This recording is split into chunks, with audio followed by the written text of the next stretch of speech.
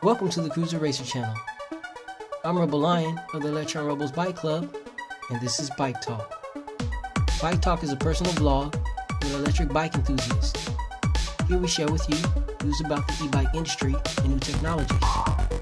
We also feature electric cruiser and cafe racer brands. And we specifically highlight custom and DIY electric bikes. If this channel appeals to you, and you like what we like too, please click like and subscribe. Now let's get to the show.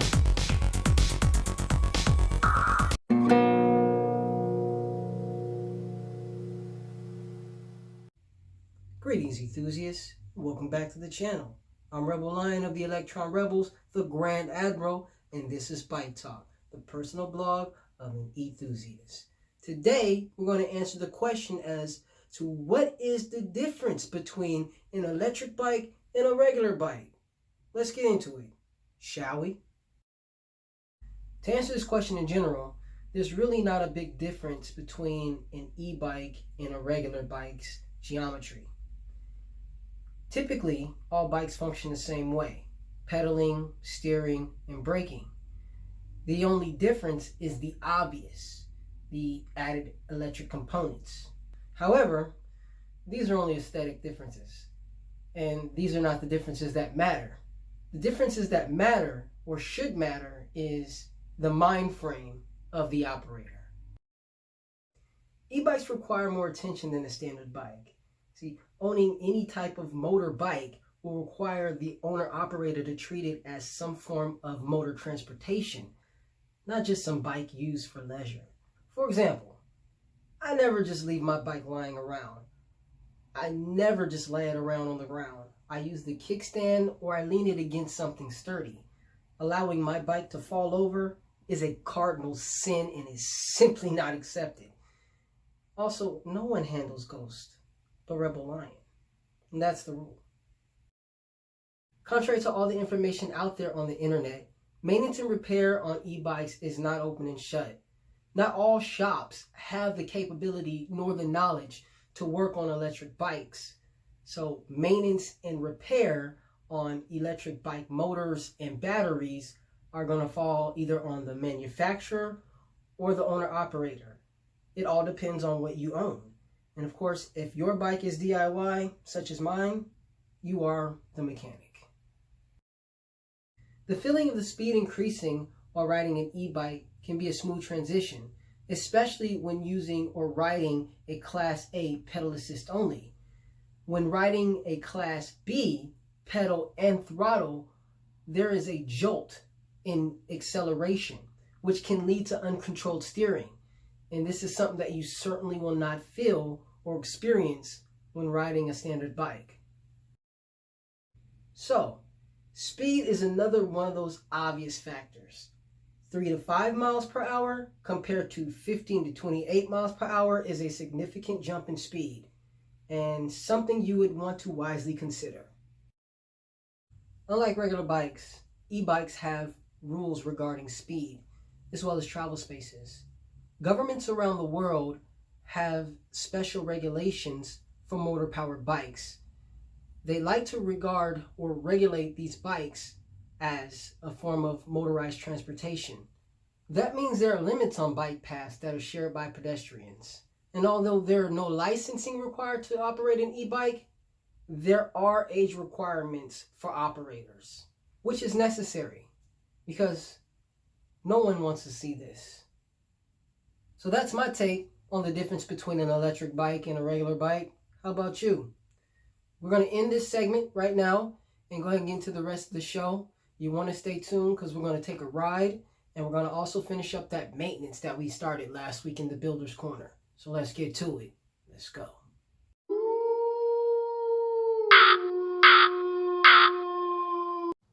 Hey guys, welcome to the new day. So it's one of those mixed emotional days. Not for me. I'm fine. But the weather can't quite figure out what it wants to do. I know it was supposed to be a partly cloudy day as of yesterday, and then that changed, and it's supposed to be some rain in the forecast, and as a matter of fact, it's supposed to be rain in the next 2 hours in the forecast, and I can't quite figure out if that's gonna happen or not. It's hard to figure out. The clouds keep rolling in. There's a hint of dark, not really. So it could not be a lot of rain. I know that I got caught up in the rain a couple days ago. Wasn't too bad. But like I said, if I can avoid it, why not? So this is just seriously clowning on me, because look at this. It's gotten bright, gets dark, gets bright. It's just, it's tricking. It's messing with me. But I'm not going to wait on it. I guess if I'm going to get caught in the rain, I'm going to get caught in the rain. I hope not, though. Anyhow, it's time to go.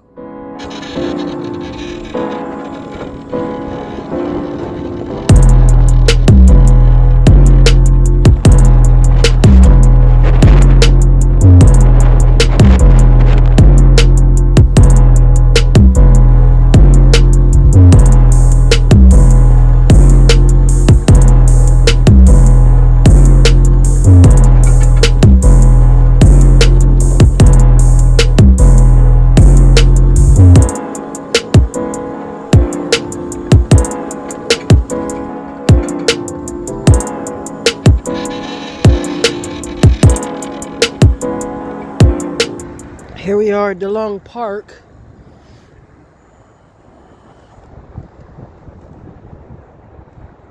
So I found this place on the maps, and it says that there is a lake to explore. So let's go find that lake. Let's see.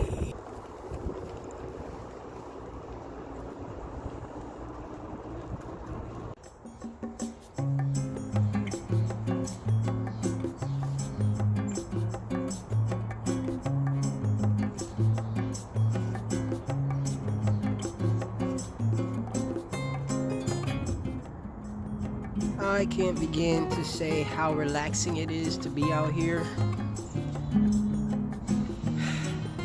You know, about a year now it's been since I embarked on this journey of freedom and getting away from a regular workday, 9 to 5 workday, or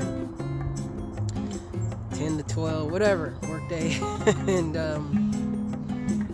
yeah, it's been good, but the downside is that it's not just me, of course.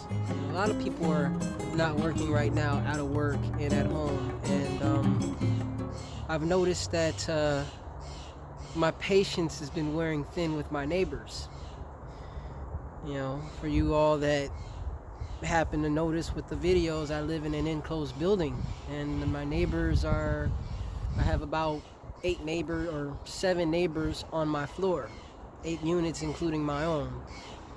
And you know, usually my neighbors are great. I have great neighbors, but one moved in last year, or maybe not last year, but about a year and a half ago. And I knew from the time that this one moved in with her family that it was going to be a loud family, because they were loud moving in. But it's gotten worse. I mean, got a pet as well, and the dog barks all the time. The kids are rowdy, run up and down the hallways, and you know, it gets annoying. And I find myself, like, you know, getting impatient, because when I'm trying to work, meaning talk to the camera and get, you know, no noise pollution, it doesn't always work out that way, you know. And it's no other neighbor, just this one in particular. I try to be nice and, you know, see if we can work something out, but you know, she snapped at me, and there ain't no coming back from that. So you know, my patience has been wearing thin, but the season is changing. Excuse me, the season is changing, And the sun is going to permit for more longer days and warmer days to get out of my community. So there's that. But like I said, I can't begin to tell you how good it feels out here. Just be, and all I hear are birds.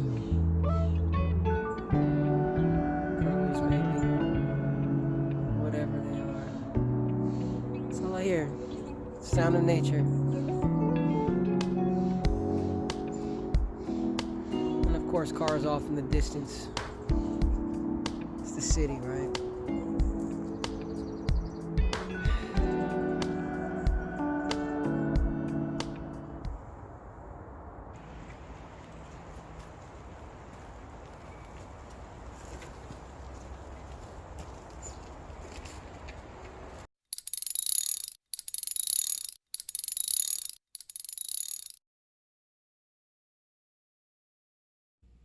All right, so far here, I have not quite gotten to what's on my list.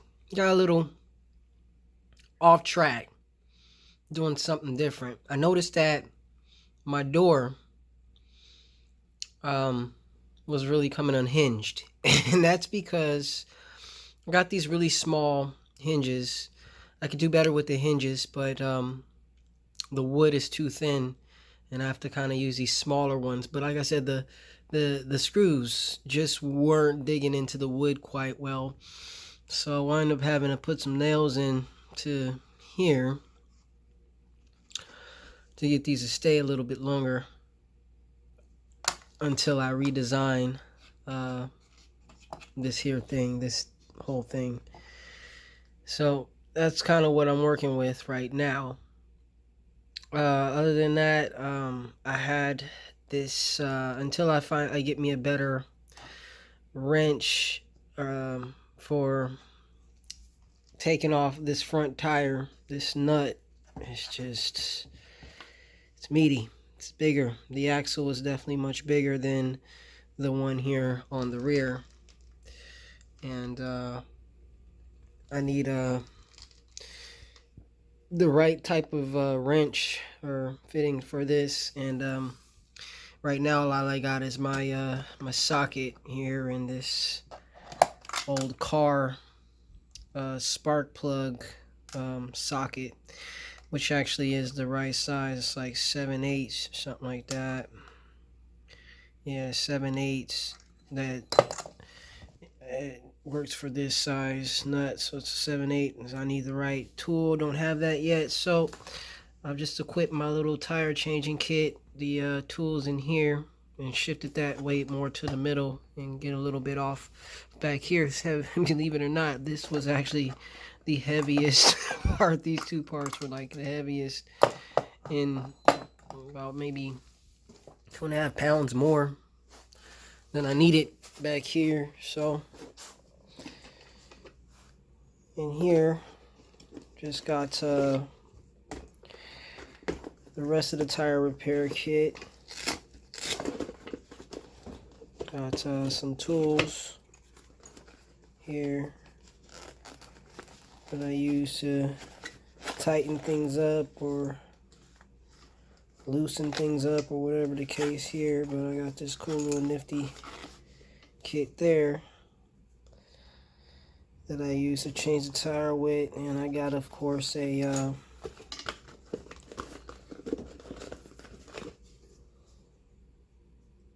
tire plier is what I would call it. I don't know what this thing is, but yeah, I got that to help remove the inner tube or the tire off the rim and change. So this is my little tire repair kit right here. Got the pump and an extra inner tube, and I use this here for just pull out when I need to balance my bike in gravel or something like that, or an uneven pavement. It works really well. So that's what I got there in my little boxes. This box over on this side is an empty one. I like to use this as kind of a catch for me. I throw my glasses and my gloves and gator neck or whatever the case that I'm wearing at the time, and I want to take off whenever I'm stopping somewhere or going to a store or something like that. It's just my little catch box. So what I'm going to do is I'm going to put those bags here on this side and then one on the other side right there. And then in the bags,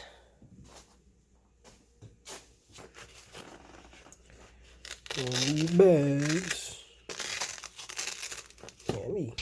me get this on the, yeah, I'll put this on the stand. All right, pardon my little mess here. But in these bags, I'm going to be using, got one where I use some sanitizer wipes and stuff I can blow my nose whenever it's cold weather and my nose is running or something like that. I mean, it comes in handy. All right. These little bags are cool. When I actually made these bags, these are of duct tape. This is army green duct tape and a little bit of camo. But yeah, I made these bags a while ago. These are a part of my holster bag series with Rebel Lion boy culture. The lion that I sport all the time is Rebel culture, and I'm Rebel Lion, and I made bags called Rebel Lion Boy Culture's holster bag line. So anyway, this is one of my bags. I'm going to go ahead and repurpose right now. I've got plenty of holster bags, seeing that I made them. And I'm going to go ahead and use these bags because actually the tape, I've been using a lot of this tape to decorate the bike anyway. Ghost, because it's supposed to have these skull and bones in them, but you can't really see because it's all cut up. This will be my first aid, and then it's my little grocery bag for whenever I do go to the grocery store, throw some in my backpack, you know. But yeah, that's what it is.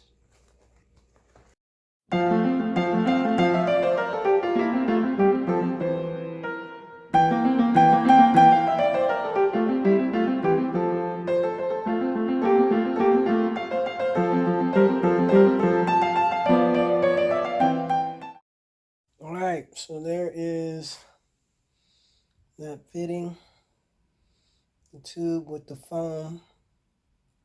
Sits pretty good, I think. And I went ahead and tightened up the two nuts and bolts down here that hold this frame on. Tighten that up more. So that's that. Alright, so that's one. Alright, so I did the rack already.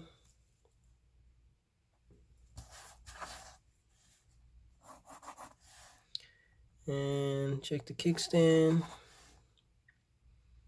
Tighten the seat. Alright,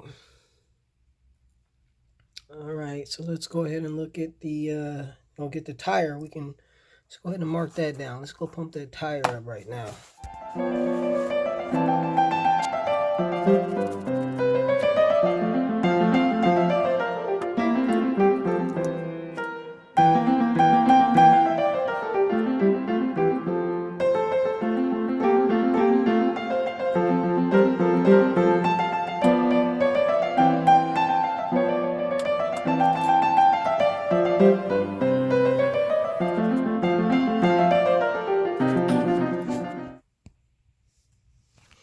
Alright, so some things I'm seeing right now here with my tire issues is that my tire is getting pretty chewed up here with this rim. Look at all that. Not good. I'm gonna get me some new tires.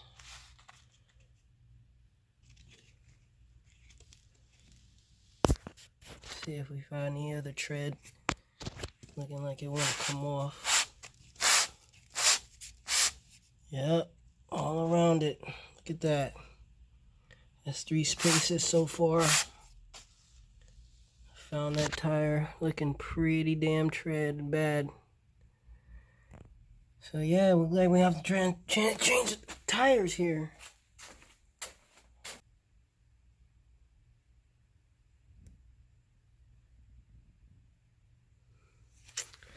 Yeah, it's just the other side, looks like.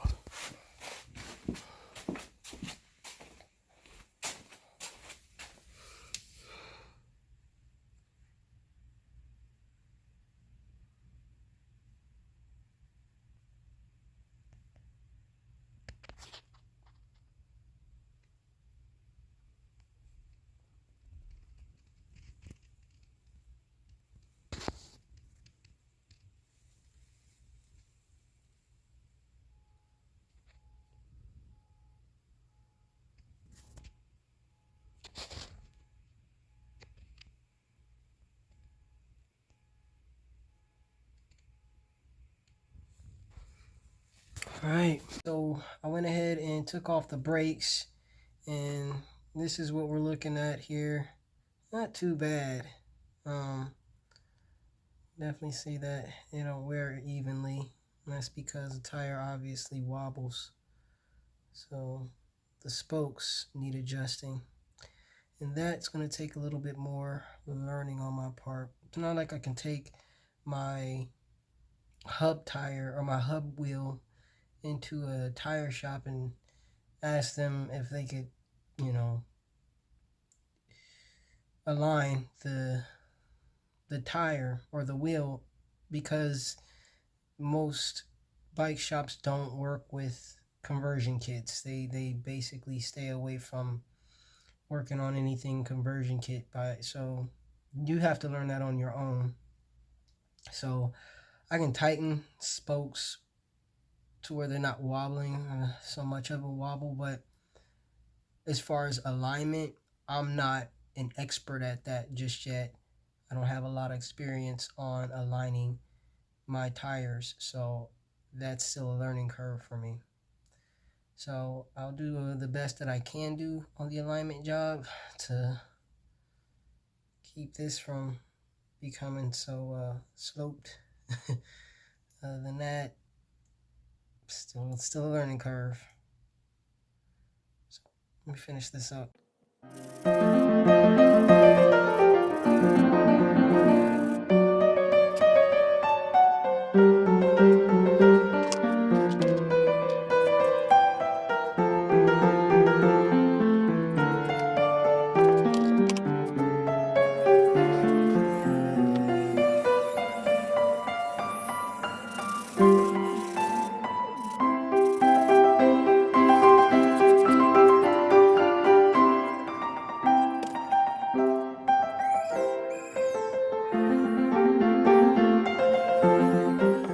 So pretty much all done with my list. I'm just gonna finish looking around for some more screws, see if I have any other screws that I need to tighten up. Then I'm gonna flip the bike over and get to changing these tires.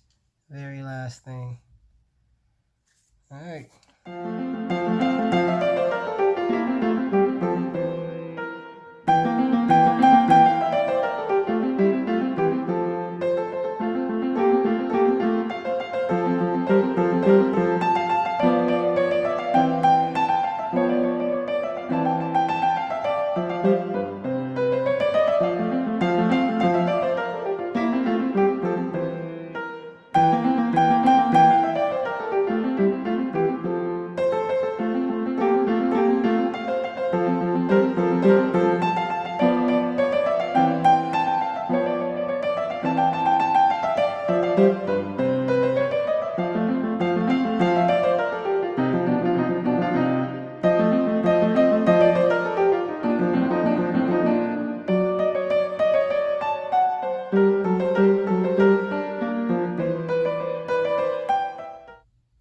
So I went ahead and turned the wheels. I didn't know how to do it before, but after a few different lessons on YouTube, I was able to accomplish it, I think, with not so much ease, a little trial and error. Took me about 3 hours, but my tires or my rims were pretty crooked.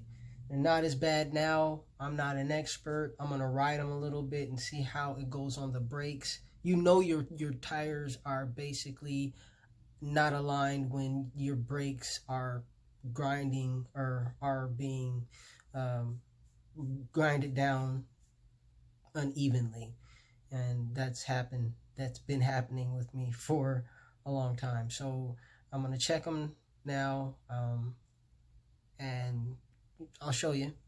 It's not as bad as it was, but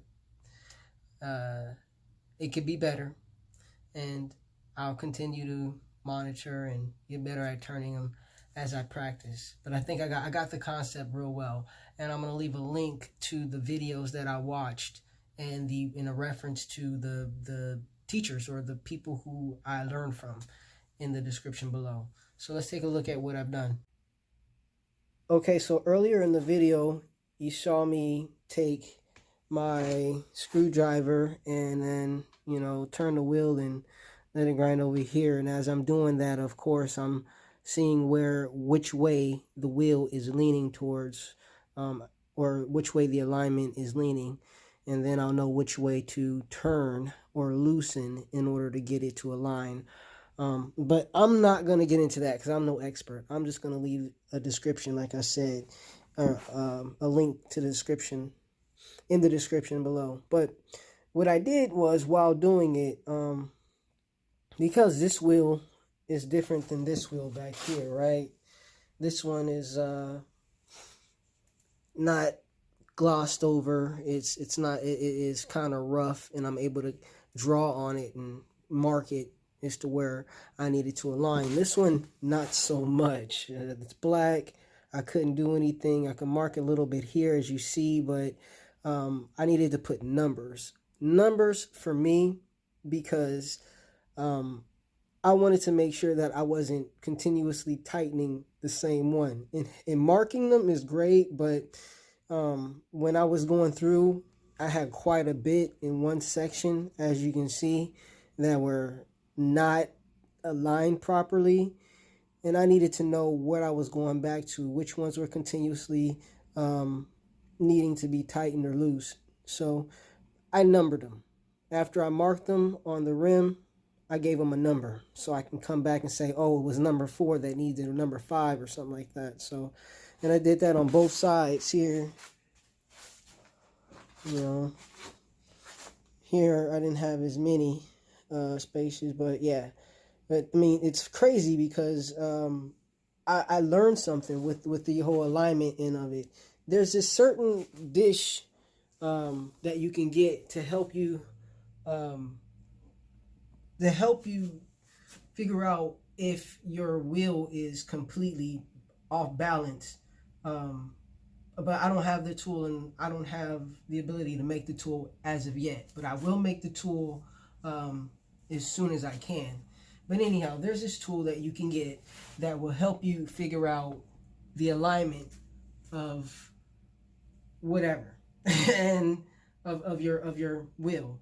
And one thing I learned doing this is that it's obvious that if the right side is off, it's going to be on the bottom maybe side or the top side, and then if the left side is off, it's going to be on the opposite side of whichever side of the right is on. I don't know if that makes sense, but here it is, right?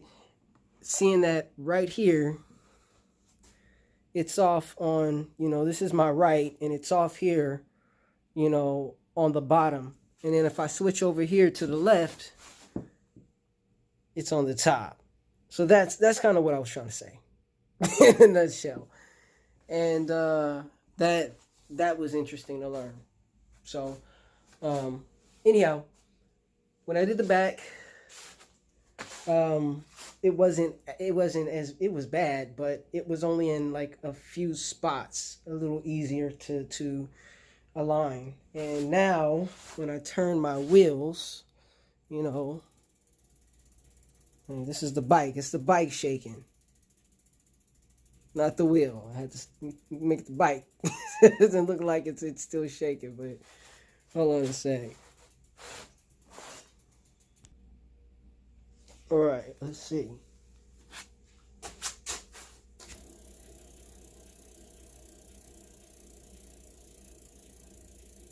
not too bad. It was so much worse. So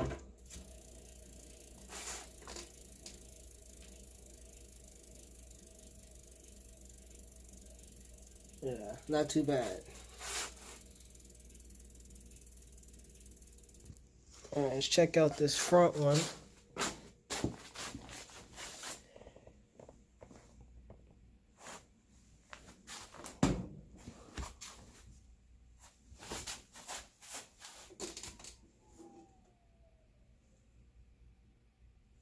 This one too.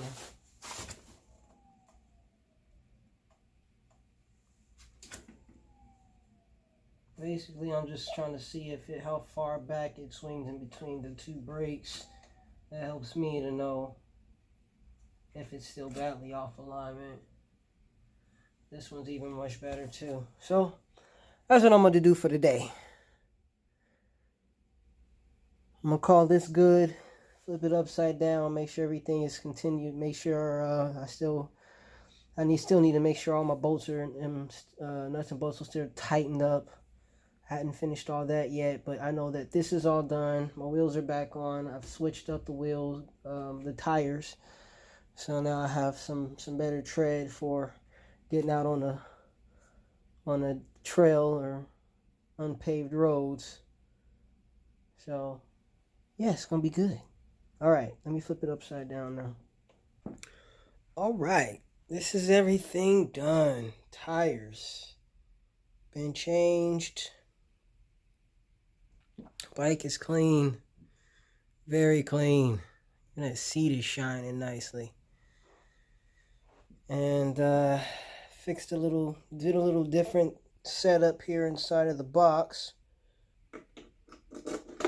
So yeah, I took the wrench once again and the socket that changes the front tire in a pinch and stored it here in the middle, shifting that weight from the back, a little bit less weight in the back, and just kind of moved around some things in here. I got this light that was sitting here at the bottom. But yeah, things are just kind of a little different in here. So fix that up and was able to get rid of some of the weight inside of the box. No longer needed the bag. Now only have just the tools, a spare inner tube, inner tube plier, and my stand when I'm on gravel. And my bags on both sides now.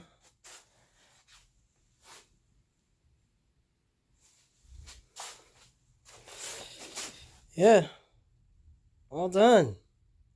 That is the Builder's Corner for this week. Well, that's the show for the day. Thank you so much for hanging out and being part of the adventure. If you enjoyed what you saw today, please show us by liking and subscribing if you haven't already. Also, share the video. Get the word around. We look forward to hanging out with you next time, same place. Until then, stay safe and ride easy. If you'd like to be part of our purpose, mission, and our journey, please consider becoming part of the Electron Rebels Bike Club. You can find links to the club in the description below. Ride easy.